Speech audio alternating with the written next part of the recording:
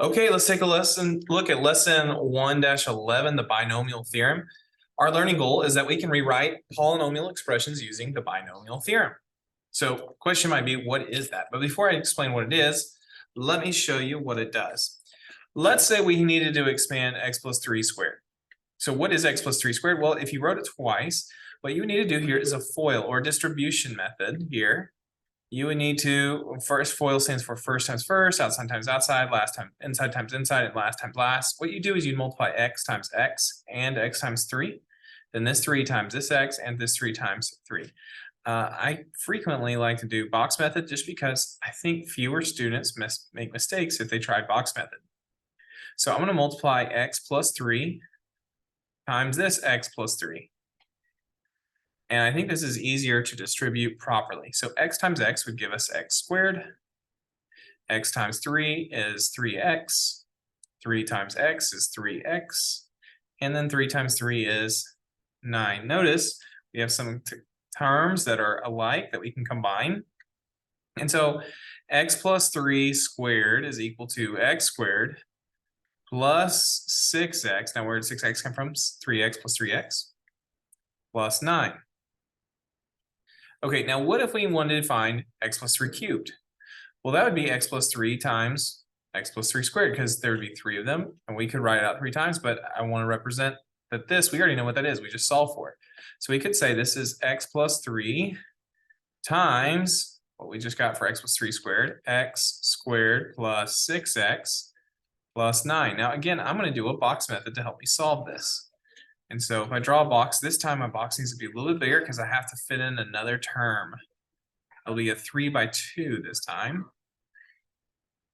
So we'll divide it like that. So I'm going to put x plus 3 on the side. Again, it doesn't matter how you set it up, but I need a 2 by 3 here. And now x squared plus 6x plus 9. And we'll multiply our way through there. So x times x squared is now x cubed. X times 6x is 6x squared. X times 9 is 9x. 3 times x squared, which would be 3x squared. 3 times 6 is 18. And there's an x, so it's actually 18x. And then finally, 3 times 9 is 27. So when I combine my like terms, notice we do have some kind of like terms. I have x squares that will combine. I have an x term that will combine.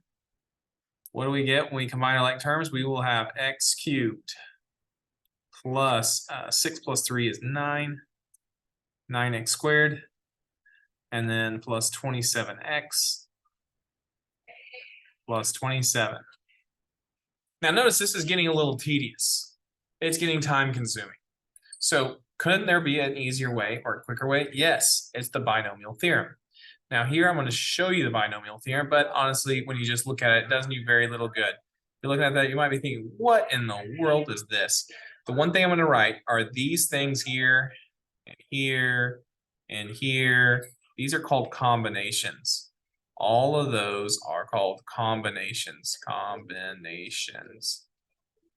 And you can use, instead of this, that's the symbol here for combination, all of those things. What you can use is NCR. It's a value in the calculator. That's what we'll use for a combination. That's the code right there for the calculator. What it does is it finds something from Pascal's triangle. So you might be thinking, well, what's that? Well, let me show you. Here's Pascal's triangle. Pascal figured out a shortcut for multiplying binomials out. Now I skipped over binomial. It means there's 2 terms. So if you notice what I was working on earlier, it was 2 terms. It was x plus 3. And so here, if I wanted to find x plus 3 to the 5th power, that would take a long time. Unless, and this is saying, or maybe even find the 3rd term. It would take a long term unless we were using Pascal's. So Pascal's, what you do is you go to row 5. So there's row 4 here. This would be row 5. And you would take your values from here. These would be our coefficients, and then we'll multiply those times our particular powers, which I'm going to show you in the next slide. Now, one quick note. The row, this is the n. The term across here is the r. So this right here is an r. We start with 0. This would be r1, r2, R3, this would be R4, R5, R6, and R7. Notice whatever number comes here and here at the row number, that's how many R's you should have at the very end. So you have to start at 0 to actually hit it right. So a formula for R. If n equals the degree, the formula for R is equal to the term number minus 1. Term number minus 1. Okay, so with that, we're going to get started. Let's return to the question I asked earlier. What if we had to expand x plus 3 to the fifth? Or suppose we just needed the third term. What you do is you'd use Pascal's number. This is the combination. Let me put this here. This is the combination. The combination would say, okay, our n is 5. So we're going to go to the fifth row, which is here. This is row 5. And we go to the third term. That right there is the third term.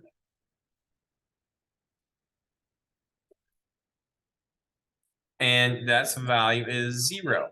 I mean, excuse me, that's value is 10. That would be our Pascal's number. And what we do is we multiply using the sets for the binomial theorem, which says this. If that's my number, what my third term would be, it'd be 10 times the binomial. So here's how binomials work. This would be x to the fifth power, x to the fourth power. Just start subtracting x to the third. So I'm taking my a term, which is x, and I'm going to raise it to the third power. And then 3 will be raised to the, what you do is you count it out. This is 3 to the 0, 3 to the first, 3 squared. That's going to multiply times 3 squared. Notice the power should add up to be 5. So when I simplify this, I'll find what the third term is without having to do all huge box method after box method after box method. So I have 10 times x cubed times 3 squared. 3 squared is 9. So 10 times 9 is 90 x cubed. And that would be my value right there. Now you could use the calculator. If you did not have a Pascal's triangle near you, you could get this from doing NCR, that command I was telling you about earlier. N is 5. And now to find the R, you take the number and you subtract 1. The term number 1, 2, 3. I want the third term. Subtract 1, I get 2. 3 minus 1 is 2. And then here, what you do is you put the coefficient for the calculator. You'll put coefficient of x, which is 1, raised to the third power, and then the coefficient for b, which is 3, the constant, and that's squared. Notice R should match this number. And 5 minus 2 gives you this number. They should always add up to be 5. R is the second number. Honestly, R can be either net power, but by rule, it's supposed to be the second power.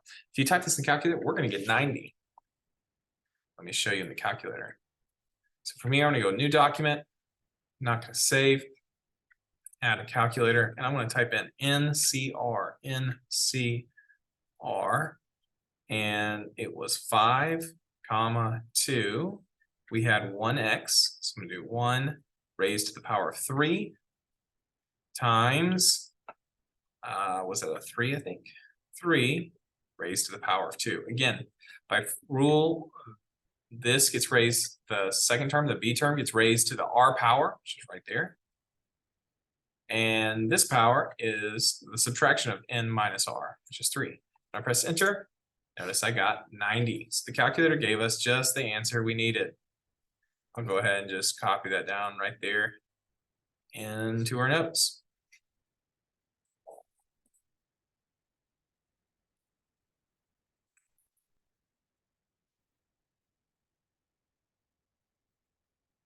Okay, so the only thing the calculator would not give us is the x cubed, and so you just get that from there. All right, let's try another one. Oh, before we move on, you might be thinking, this is going to be crazy. How am I going to remember it? The binomial is not really that hard to remember. There's just, if you can keep track of 3 little rules. One is for binomial theorem. That's when you have a plus b raised to the n power. When expanding it, the a term begins with a degree of n, starts with that power, and the b term begins at degree 0. As you move forward, a decreases by 1 power each time, b increases by 1 power until you get b of n or an a of 0, whichever you want to think of it. Finally, we can use Pascal's triangle to find the combination values, or NCR. Okay, so with that, we're going to start. What if we had to expand x plus 2 to the fifth? Well, my n here is 5. So I'm going to go to the fifth row. That's row 3, row 4. Here's row 5. Which means my values will look like this. It'll be 1 times your a term, which is x. I should have put this. This is a. This is b. Your a term raised to the power of 5 times my b term, which is 2 raised to the power of 0. Now you're going to add it to the Pascal's number, which is 5 times x to the, this time I'm going to subtract the power. So 5 becomes a 4. The 2 becomes a 1. Now I'm going to add, and this will be x to the power of 3 and 2 squared. Now as I write this out, you might be wondering, when are we ever going to use this in the real world? Believe it or not, this is what how odd makers, create odds for like gambling. Binomial theorem works anytime there's only two things that can occur. So if we're saying we can win and lose, that would be binomial. This would be odds of winning, odds of losing, and so on. So I'll show you that as we go through the rest of the lesson. Let me go ahead and finish my numbers up before I talk too much. It's 10x. This will now be squared. 2 cubed plus 5 x to the first, 2 to the fourth. Notice my powers always add up to be 5. X is subtracting each time. The 2 is increasing by powers each time. And finally, my last one is 1 x to the 0. And I ran myself out of space. Of course I did. Let's go ahead and, try this one more time. X to the 0 times 2 to the fifth. And now we could simplify this. Now, anytime you raise anything to the power of 0, that's going to become a 1. And since I'm multiplying, that's just going to cancel out. So I could cancel those, anything to the 0. And of course, you don't have to write down the 1s if you're multiplying by 1. So what am I left with? I'm going to say that x plus 2 raised to the fifth power.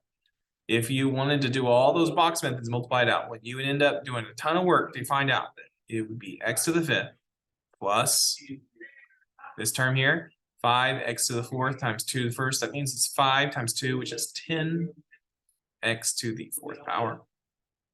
Next term, 10 times x cubed times 2 squared. 2 squared is 4. 4 times 10 is 40. 40x cubed. Now this term, 10 times 2 cubed is 8. So 10 times 8 is 80. X squared. Then it'll be 5 times x times 2 to the fourth. That's 2 times 2 times 2 times 2. 2 times 2 is 4, times another 2 is 8, times one more 2 is 16. 16 times 5 is 80. So it'll be 80x. And then finally, 2 to the fifth, that would just be, if this was 16, multiplying by 2 one more time will be 32. And that right there is our expansion. Now it's still a little tedious, not gonna lie.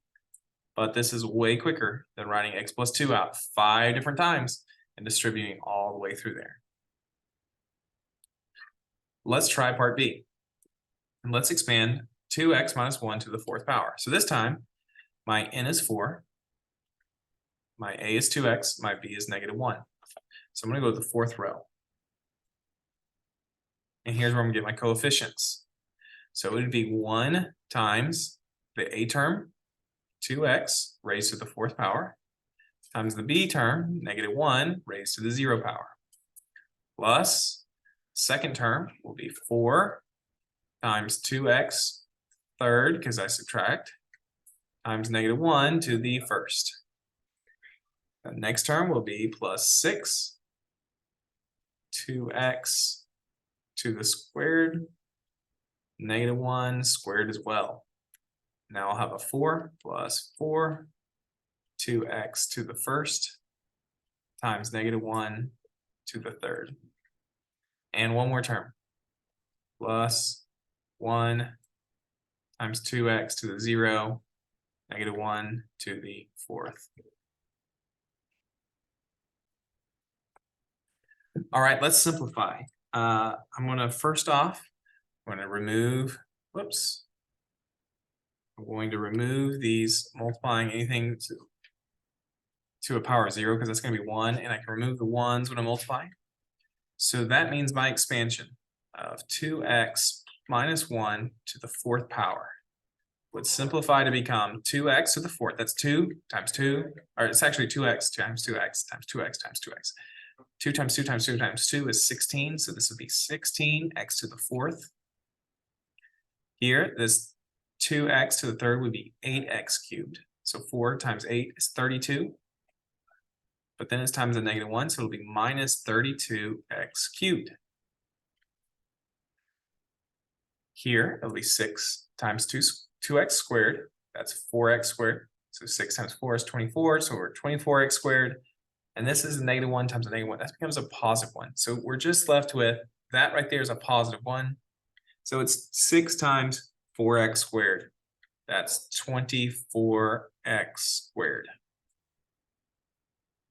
And here I have 4 times 2x. So that's 8x times negative 1, negative 1, negative 1. That's a negative 1. 3 negatives make a negative. So it's 8x times negative 1, negative 8x. And then finally, negative 1 to the 4th power. That's negative 1 times negative 1 times negative 1 times negative 1. 4 negatives make a positive. That cancels out. So 1, that just becomes a bunch of 1s multiplying. Whoops. Plus 1. Just to be clear, that just becomes a 1 there. All that multiplies. That would be our expansion right there.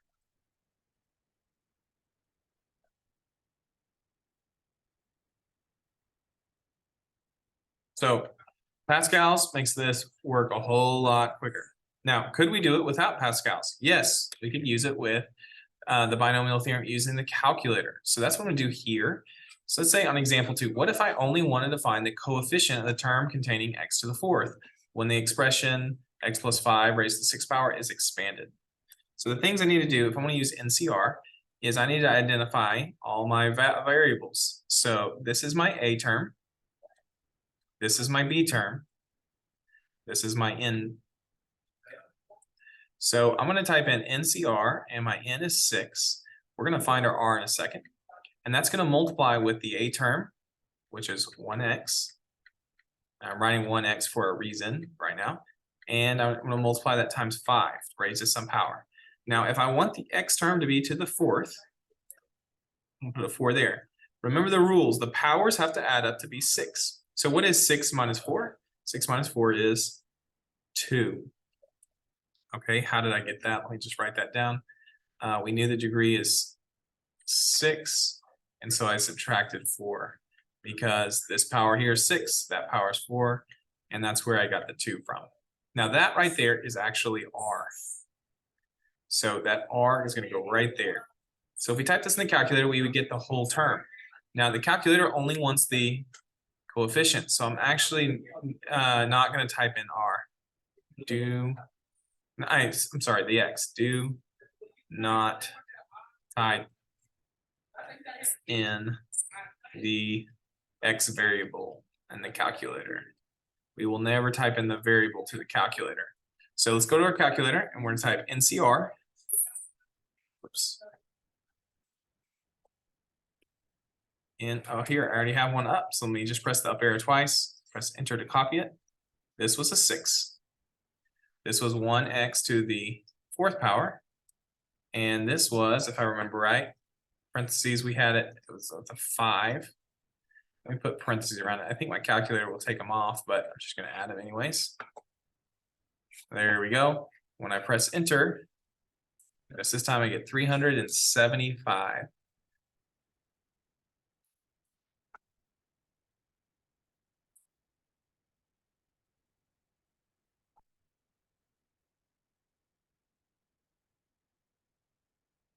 All right, so let me shrink this just a little bit here.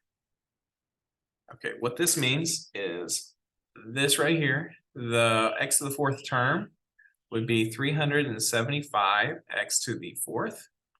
But since I only want the coefficient means you don't have to include the whole term.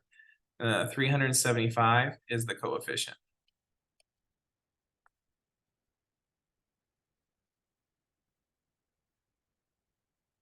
Of the x to the fourth term. And that would be our answer.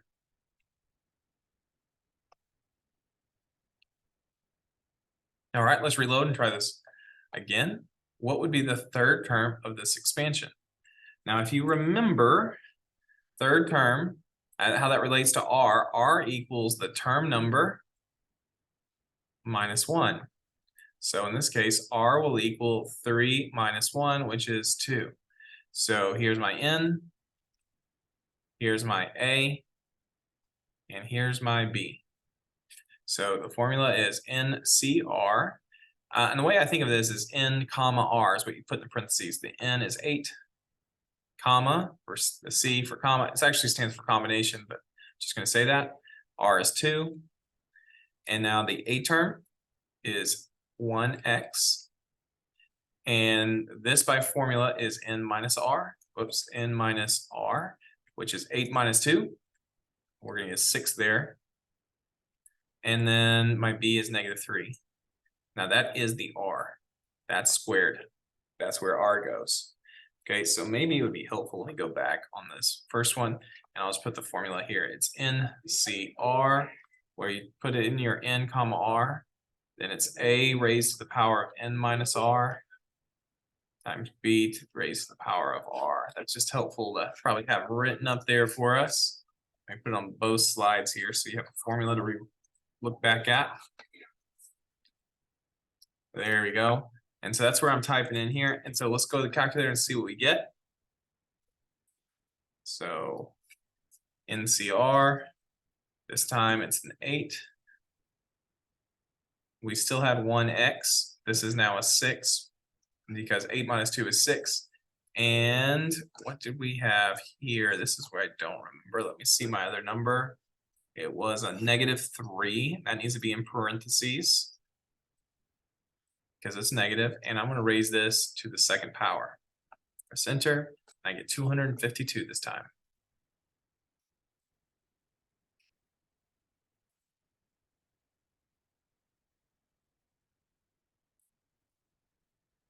So that means all of this is equal to 252x to the 6th power. And that's what we want. We want the third term. So 252x to the 6th is the third term of x minus 3 raised to the 8th power expanded.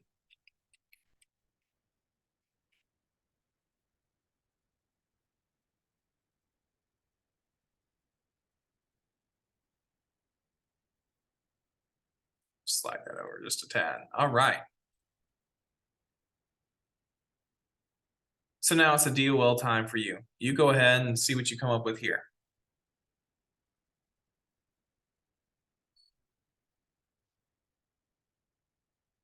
All right, now let's look at some real world applications. I told you at the start of this lesson, we use the binomial theorem for gambling. So lotteries generate interest all over the country. The Powerball is a lottery where individuals select 5 numbers, and where the individual selects 5 numbers from a range of 1 to 69, and then selects one more number from ranges 1 to 26. So imagine this: you have 69 numbers to choose from. You maybe choose number 5, number 10, number 15, number 20. You have to choose 5 numbers. So the odds, what's happened is then they have like a big spherical hollowed out ball, kind of thing like bingo, and they turn it and out rolls a ball, and you want that ball to be one of the numbers you picked. So what are the odds that the first ball that comes out is a number you chose? Well, you chose 5 numbers, and there are a total of 69 balls in there. So you have a 5 out of 69 chance of the first ball coming out and being a number you chose. Well, let's just say it happened to hit one of your balls. Well, the second ball they go to choose, you no longer have 5 in there. Your number has been selected. So pretend you picked the number 10 and the first ball was a 10. Well, now you only have 4 winning numbers left over. And there's still 68 balls. Now, how's it 68? Because we took 1 out. 68 balls. So now your odds of winning are 4 times 68. Well, let's say you happen to win that second ball as well. Well, now you only have 3 winning numbers left over, and there's still 67 balls remaining. And you need to hit that 3. You need to hit it when there's 2 winning numbers left, and you need to hit it when there's there's 1 years left. So this is how we calculate the odds of hitting these 5 numbers. Now, if you do that, I think you win $1 million. But if you want to win the jackpot, you also have to hit this Powerball. So it's like they restart over, and there's a new set of numbers from 1 to 26. And you have to hit that. That means you only get 1 number out of 26. And we'd say, what are the odds? Well, we're going to multiply out and see what are the odds of getting there. Now, before I do that, you might be thinking, what does this have to do with NCR or the binomial theorem? Well, here's the formula. What we're about to find out is all of this is the same thing as NCR, a combination.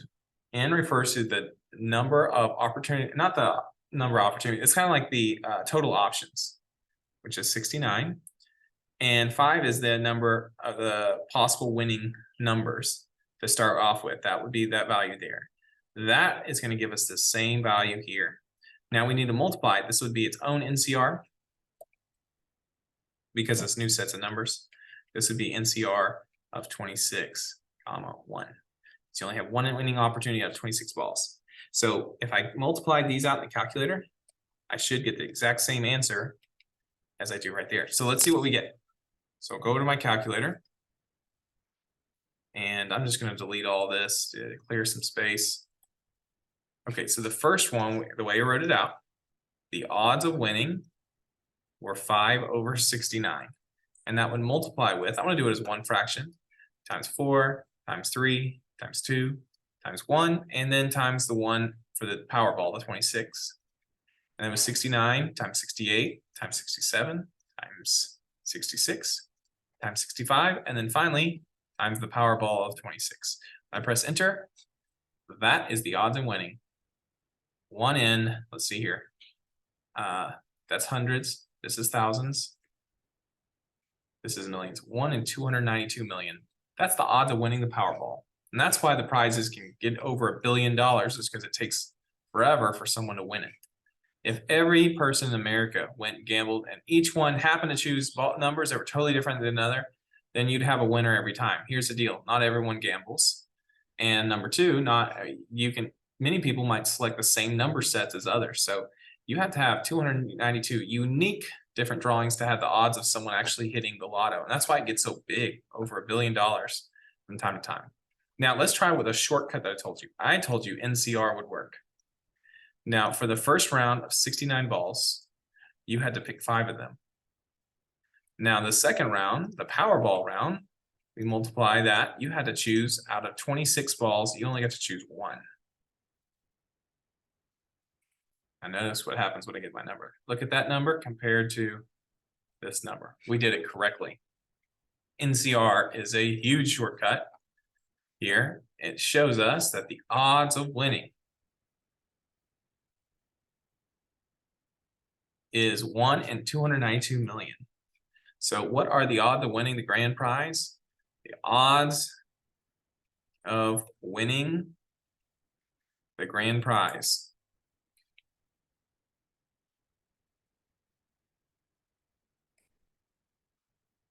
is 1 in 292,201,338. Wow. Now, I have part B that's very similar, but this time I think it might be good for you to try. It's in the Mega Millions. Again, another lottery that can get over $1 billion. This time the odds are slightly different. You pick 5 numbers between 1 and 70, and then you select one more from 1 to 25. What would be the odds of winning that one? I'll let you try that on your own. For now, I'm going to go on to rolling dice. Well, what about rolling dice? This one's a little different. So here, a 6-sided dice is rolled 3 times. What are the odds of rolling a 5 twice? Now, the reason it's different is when you roll dice, you don't take away. So like here, we were taking away, we roll, let's say we got the first ball, it was a 10, that was our number. Well, we only have 4 numbers left. You take them away. You have, the values are not being replaced. Well, here, what's going to happen when you roll a dice, maybe you roll a 5. Well, the next time you go to roll, the 5 is still on that dice. So let's think about this. If a 6-sided dice is rolled 3 times, what are the odds of rolling a 5 twice? Well, you could roll a 5 the first time and a 5 the second time, and then maybe something else a different time. You might go 5, 5, 5. You might go 5, 4, 5. You could do a lot of different things. How would we figure this out? Well, here's how you do it. NCR. N represents the opportunities. Okay, so how many times are we actually rolling the dice? We're rolling 3 times. That's the opportunities. R is technically the number of losses, but you can do the number of wins as well. We want to win twice. So technically, this is right here. N.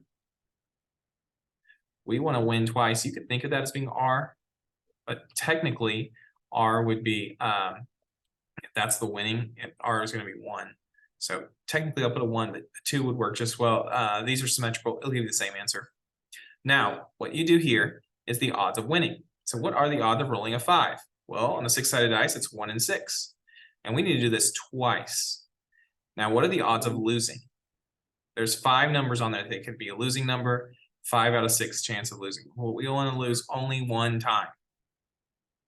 So we would type this in, and this would give us our value. So here, this is the number of plays, if you will. Number of plays. This is the number of wins or losses. As long as that R value is one of your 2 powers, as long as it is right here in this location, it can be either one and still get the same answer. Now, these have to be exact, but as long as this value right there is one of those 2 powers, you'll get the same answer to the calculator. This right here is the odds of winning.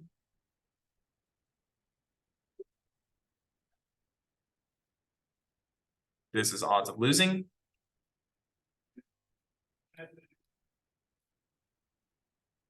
This is number of losses. And finally, this 2 would be the number of wins. So let's go to our calculator and see what we get here. We would take NCR. We roll the dice 3 times.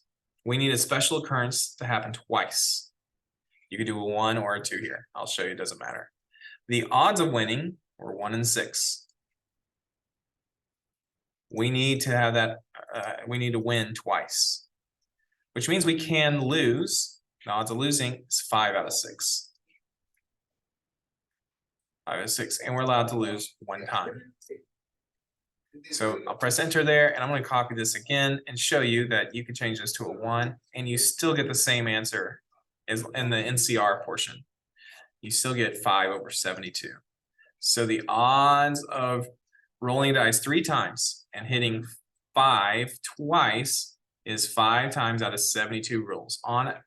If you want to try this at home, go roll a dice 3 times and count up how many.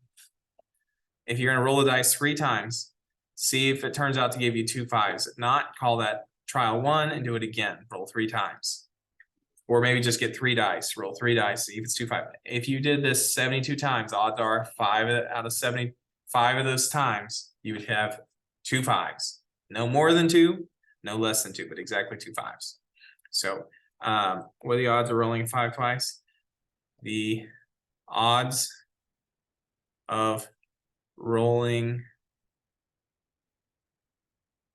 3 dice and having 2 5s is 5 out of 72.